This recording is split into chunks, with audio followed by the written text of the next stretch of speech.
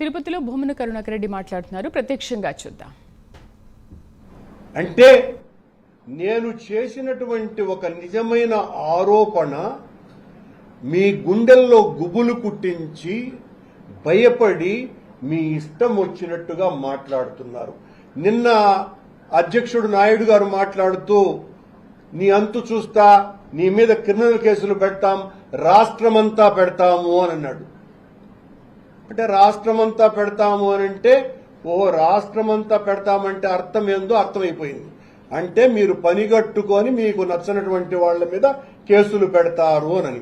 BR Naidu గారు రాష్ట్రమంతా కాదు దేశమంతా పెట్టమని నేను మిమ్మల్ని డిమాండ్ చేస్తున్నా.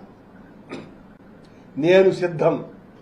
నేను భగవంతుని పట్ల మీ నిర్వాకాన్ని ఎదిరించినందుకు, నిలువరించే ప్రయత్నం చేస్తున్నందుకు మీరు నా మీద కేసులు పెడితే, నేను జైలుకు పోతే వెంకటేశ్వర స్వామి భక్తునిగా ఆనందంగా అనుభవిస్తా ఆ జైలు జీవితాన్ని. ఎన్ని కేసులైనా పెట్టుకోండి. నేను చెప్పింది అబద్ధమైతే దేనికైనా కూడా నేను సిద్ధమే. మీరు శ్యామలరావు గారు ఈరోజు మాట్లాడుతూ గత 5 సంవత్సరాలు ఎన్ని ఆవులు చనిపోయినాయో ఆధారాలు లేవు, ఆధారాలు లేకుండా చేశారు అని అన్నాడు. అని అంటూనే గత సంవత్సరం 179 ఆవులు చచ్చిపోయినాయి అని అంటాడు.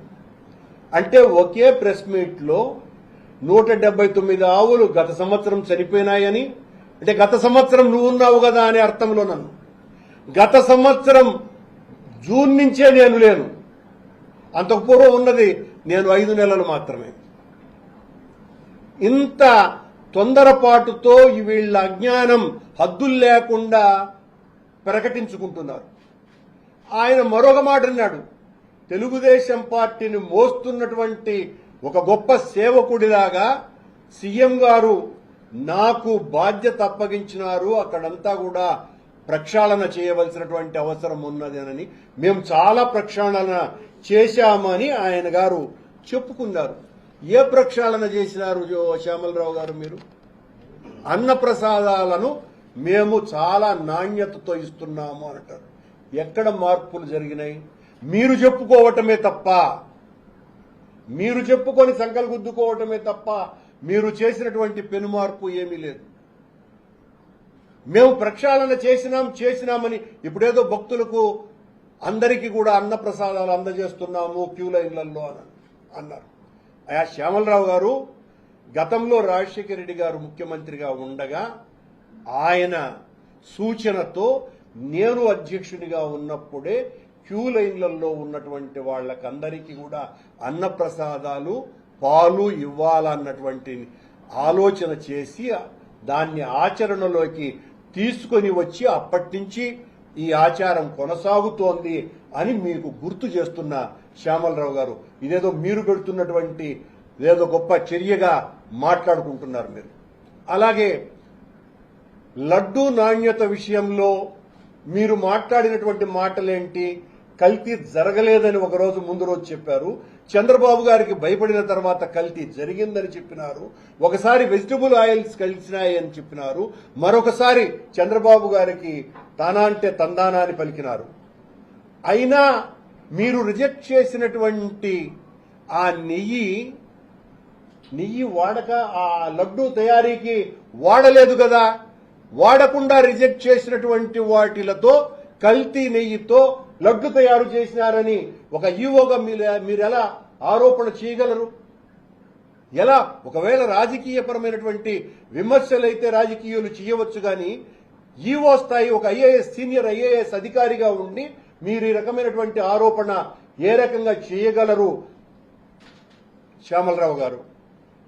అంటే ఒకవేళ మీరు జరుగుంటే మీకంటే సీనియర్లు అయినటువంటి జవహర్ రెడ్డి గారు, ధర్మారెడ్డి గారుల సమయంలో జరిగినట్టు అని మీరు అంగీకరిస్తారా, ప్రకటిస్తారా?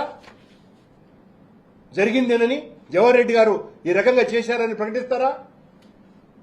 ఇంత దారుణమైనటువంటి తెలుగుదేశాన్ని భుజాన్ని వేసుకొని మాట్లాడుతున్నారు ఈవో గారు. అలాగే గోశాలలో విజిలెన్స్ ఎంక్వైరీకి జరిగినటువంటి రిపోర్ట్లను వారు రిలీజ్ చేసినారు. అయ్యా, అవన్నీ 2020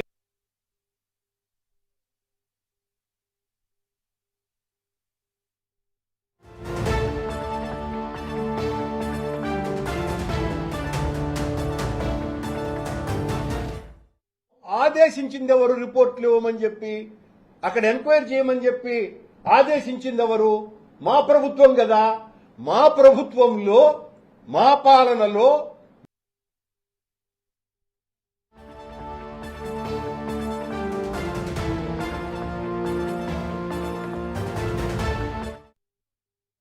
అక్కడ జరుగుతున్నటువంటి తప్పుల్ని ఎత్తి చూపటానికే కదా. తప్పుల్ని గుర్తించండి, ఏం జరుగుతుందో నిర్ధారించండి అని మేము కదా విచారణ చేయించింది.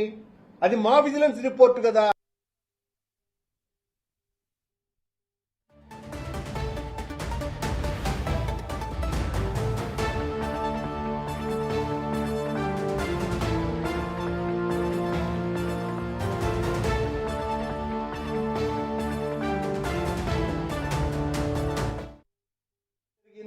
మమ్మల్ని రానిలేదని చెప్తున్నాడు. మళ్ళీ విజిలెన్స్ వాళ్లను రానివ్వలేదంట. రానివ్వకపోతే ఈ రిపోర్ట్లు ఎట్లొచ్చినాయి?